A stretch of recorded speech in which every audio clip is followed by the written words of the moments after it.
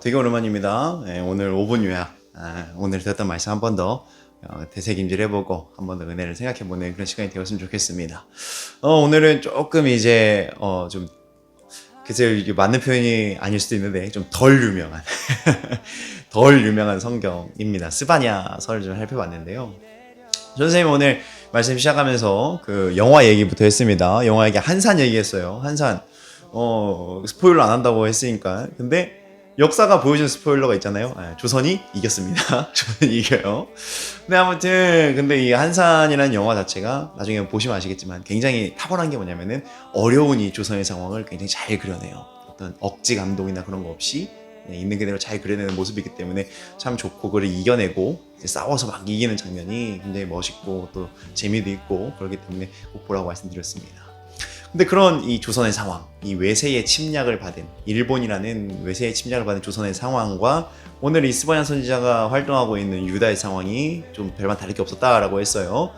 우리나라가 이 일본의 침략을 받았으면은, 여기는 이 유다는 어떤 침략을 받았습니까? 아수르의 침략을 받았는데 정말 이 상황이 좋지 않다 했습니다. 단순히 그냥 뭐 침략받아서 뭐 쉽지 않다 뭐 이런 걸 넘어서 구약의 예언이 그쳐버리는, 하나님의 일이 뭔가 진행이 안 되는 듯한 그런 상황에 봉착하게 되었다는 것이고, 또 단순히 그렇게 이 예언이 안 나온다, 뭐 예배 드리기가 쉽지 않다 뭐 이런 것을 넘어서 뭐까지 했다는 겁니까? 아수르 신의 행동에 따라서 어린 아이를, 갓난 아이를 제물로 바치는 등 정말 말도 안 되는 이런 행동들이 막 나타나기 시작했다라고 했어요.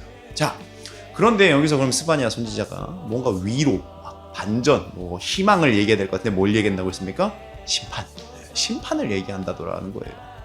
이상합니다. 좀 억울하기도 해요. 왜요? 지금 이스라엘 백성들이 이 사사기 때는 지 혼자 이 이스라엘 백성들이 헤맸잖아요. 그죠? 지 혼자 알아서 그 우상을 찾고 그런 식으로 나쁜 행동을 했는데, 이때 지금은 무슨 상황이에요? 억지로 지금 뭔가 되는 상황 같지 않습니까? 지금 얘네들이 좋자고 하는 게 아니라 아수르가 억지로 시키는 거기 때문에 이게 이스라엘 입장에서는 좀 억울할 수 있다라고 했어요. 자, 그런데 생각해보자고 했죠. 자, 아담과 하와 얘기했습니다. 아담과 하와 하면 선악과를 생각할 수 있다 했는데, 이 아담과 하와가 선악과를 따먹었는데 이거 누가 따먹게 한 겁니까? 자, 우리는 보통 뱀 때문에 라고 이야기를 하는데 이게 뱀 때문이 아니라고 했어요. 왜요? 뱀이 얘기를 한 건 맞죠? 유혹을 한 건 맞아요. 그런데 그 열매를 보고 판단해서 하나님의 말씀보다 뱀의 말이 더 높구나라는 것으로 생각을 한 나머지 그 열매에 손을 뻗어서 열매를 잡고 뜯어서 먹은 사람이 누구라고 했습니까? 뱀이 시켰어요? 아니요.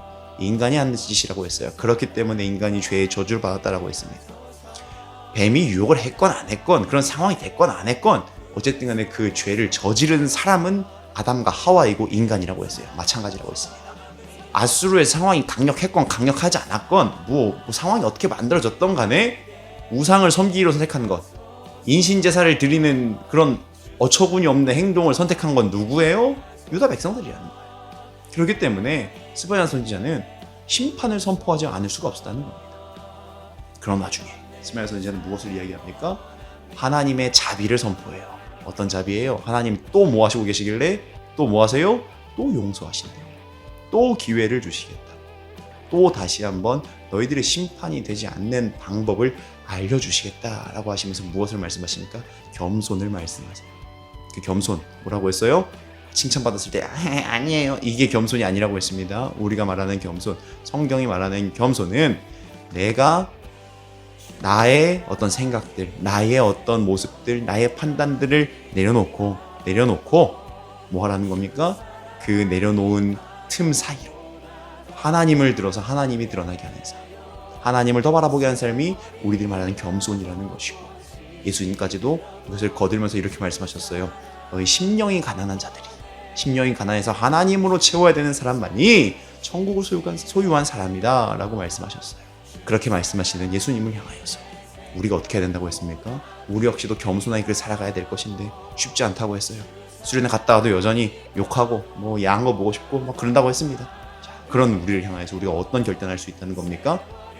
이 상황 가운데 어떤 상황과 행동을 직면했을 때 예수님이라면 어떻게 하셨을까? 예수님이라면 어떻게 하셨을까? 이러한 질문을 통해서 우리는 성경이 말하는 겸손, 하나님이 말씀하시는 겸손에 이를 수 있게 됐다라고 우리가 말씀 통해 결단했습니다. 사랑하는 우리 친구들, 이번 한 주도 여전히 어떤 넘어지는 현장이 많을 거예요. 실수한 현장들도 많을 것이고 여러 가지로 또 죄를 지을 수밖에 없을 겁니다. 근데 그럴 때마다 계속 생각하는 겁니다. 아, 예수님이라면 어떻게 하셨을까?